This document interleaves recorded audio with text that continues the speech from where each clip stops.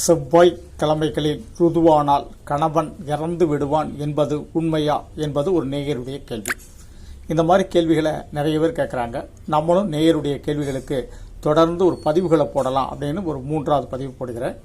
திங்கட்கிழமை செவ்வாய்க்கிழமை அப்படின்னு சொல்லி 7 நாட்களுக்கும் ருதுவானவர்களின் பலன்களை நான் கொடுத்துருந்தேன். அதில் இப்படி ஒரு நண்பர் செவ்வாய்க்கிழமை ருதுவானால் கணவர் இறந்து விடுவார் என்று சொல்லக்கூடியது உண்மையா அப்படின்னு கேள்வி கேட்டிருக்காரு. முற்றிலும் போய் முதல்ல அதை பற்றி என்ன செய்யாதீங்க, அப்படி ஒரு விஷயத்துக்குள்ளேயே போகாதீங்க. ஏன்னா செவ்வாய் கிழமையில் ருதுவானா மிகவும் சிறந்தது.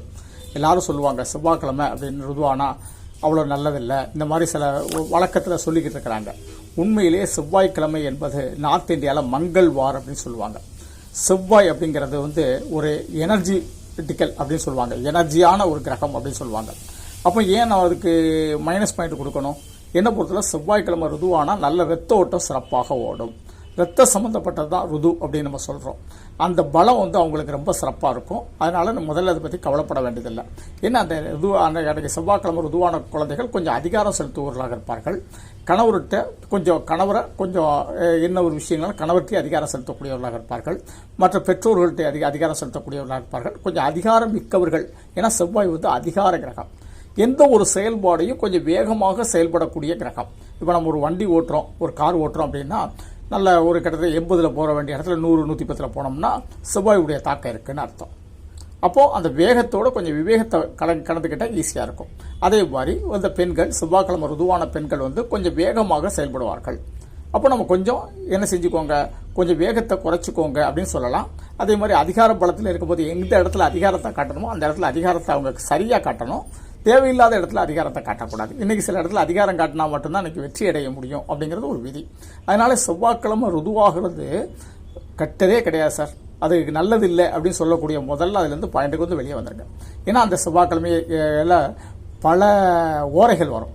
அந்த ஓரைகளில் என்ன ஓரைகள் எதாவது இருக்காங்க அப்படிங்கிறத பார்க்கணும். 2வது ருது ஜாதகம் முழுசாக ஜாதகம் வேலை செய்யாது. அந்த பிறந்த நட்சத்திரம் பிறந்த திதி இதான் அதிகமாக வேலை செய்யும், புரிஞ்சுக்கலாம். ஆனால் அவங்களுடைய பிறந்த ஜாதகத்தில் மற்ற கிரகங்கள் பலமாக இருக்குது. அங்கே நல்ல ஒரு குருவுடைய பலம் நல்லா இருக்கு, புதனுடைய பலம் நல்லா இருக்கு, சனியோட பலம் நல்லா இருக்குன்னா செவ்வாய்க்கிழமை ருதுவானாலும் கூட அவர்கள் எதையுமே தெளிவாக செய்யக்கூடியவர்களாக இருப்பார்கள். இப்போ சிலர் என்னென்னு எப்படின்னு கேட்டிங்கன்னா, நம்ம காரே ஓட்டுறாங்க அப்படின்னு கேட்டிங்கன்னா செவ்வாயுடைய வலுவாக இல்லை அப்படின்னு வச்சுக்கோங்களேன். காரை சைக்கிள் வேகத்தெல்லாம் ஓட்டுவாங்க, மெதுவாக ஓட்டிக்கிட்டு போவாங்க. பின்னால் ஒருவனுக்கு அதுவும் இடைஞ்சல். சரியான ஒரு வேகத்தில் என்ன செய்யணும், நம்முடைய வாழ்க்கையை கொண்டுட்டு போகணும். அந்த வாழ்க்கையை சரியான வேகத்தில் கொண்டு போக தெரிந்தவர்கள் யார் அப்படின்னு கேட்டிங்கன்னா, இந்த செவ்வாய்க்கிழமை ருதுவானவர்களுக்கு அந்த சரியான வேகத்தில் கொண்டு போகக்கூடிய சக்தி கிடைக்கும். கொஞ்சம் ஸ்பீடு போவாங்க. அதில் மட்டும் கண்ட்ரோலர் அப்படிங்கிற ஒரு விஷயம் இருந்ததுன்னா சூப்பர். ஆனால் இந்த நபர், இந்த நேயர் அவருடைய சந்தேகத்தை அற்புதமாக கேட்டிருக்கிறார். இந்த சந்தேகத்துக்கு இந்த மாதிரி ஒரு விஷயங்கள் வழக்கில் சொல்லி சொல்லி சொல்லி சொல்லி அதை என்ன செஞ்சிடறாங்க, பிரம்மாண்டமாக்கி ஐயோ அவங்கள அந்த செவ்வாய்க்கிழமை ருதுவானவர்களெல்லாம் பயப்பட வைக்கிறாங்க. 100% நம்ம அதை பயப்பட வேண்டிய அவசியமே கிடையாது. எந்த ஒரு நாளில் ருதுவானாலும் சரி, செவ்வாய்க்கிழமை இல்லை, எந்த ஒரு நாளில் ருதுவானாலும் அது அந்த நாளுக்குரிய அந்த கிழமைக்குரிய பலன் உண்டே தவிர இறப்புக்கும் இதுக்கும் சம்மந்தம் கிடையாது. இறப்பு என்பது ஒரு ஜாதகத்தில், அதாவது உங்களுடைய பிறப்பு ஜாதகத்தில் ஆயுள் ஸ்தானம் பலம் இல்லாமல் இருந்தாலோ அல்லது ஒரு குறிப்பிட்ட காலகட்டத்தில் அவங்களுக்கு ஆயுள் பலமற்ற கிரகங்களுடைய திசைகளோ அந்த கிரகங்களோ வந்தாலோ அல்லது கோச்சாரத்தில் கொஞ்சம் அஷ்டமத்து சனி, இந்த மாதிரி கண்ட சனி, இந்த மாதிரி விஷயங்கள் வரும்போதோ அந்த சனியுடைய தாக்கமும் குறைந்து ஆயுள் பாவத்துடைய பலனும் குறைந்தால் மட்டும்தான் ஆயுள் தீர்க்கமில்லை. இது என்ன அப்படின்னு கேட்டிங்கன்னா, பரிகாரம் செய்கிறவர்கள் இப்படி ஒரு செவ்வாய்க்கிழமை ருதுவானா இந்த மாதிரி ஒரு விஷயம் நடக்கும், அதுக்கு நீங்கள் கணவருக்கு இந்த மாதிரி பரிகாரம் செய்யுங்க. பரிகாரத்துக்காக வருமானம் பார்ப்பதற்காக கூட இந்த மாதிரி அப்படியே சொல்லி சொல்லி சொல்லி சொல்லி சொல்லி அந்த வழக்கத்தினுடைய அளவை உங்க கூட்டிக்கிட்டே வந்துட்டாங்க. இதை கண்டு நீங்கள் பயப்பட வேண்டிய அவசியமே கிடையாது. எப்பவுமே செவ்வாய்க்கிழமை ருதுவானா நீங்கள் வரவன்னு இல்லை, உங்களுடைய பிறப்பு ஜாதகத்தை கொண்டு போய் என்ன செய்யுங்க, சரியான ஜோசியத்தை கேளுங்க. உங்களுடைய பிறப்பு ஜாதகம் ஆயுள் ஸ்தானம் பலமாக இருக்கட்டும். அதே மாதிரி ஒரு பெண்ணாக இருக்கும்போது மாங்கல்ய ஸ்தானம் பலமாக இருக்கும் பிறப்பு ஜாதகத்தில் இருந்துட்டு அப்படின்னா எந்த கஷ்டமும் இல்லை. 100% செவ்வாய்க்கிழமைக்கும் இந்த மாதிரி ஒரு கணவருடைய இறப்புக்கும் 100% காரணம் அல்ல. இது ஒரு மங்களகரமான நாள் தான் செவ்வாய்க்கிழமை. அதனால் இதை கண்டு பயப்பட வேண்டிய அவசியம் கிடையாது. நன்றி. தெய்வீக மாரிமுத்து.